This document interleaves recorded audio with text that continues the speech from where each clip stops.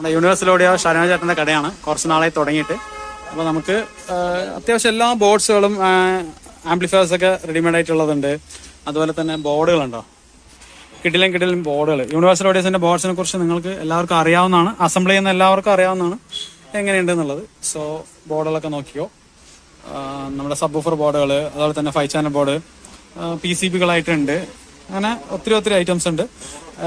ഒക്കെ യൂണിവേഴ്സൽ ഓഡിയോസിൻ്റെ മാത്രമല്ല, വേറെയും ഇപ്പോൾ ഉണ്ട് DTECന്റെ ബോർഡുകളൊക്കെ ഉണ്ട്.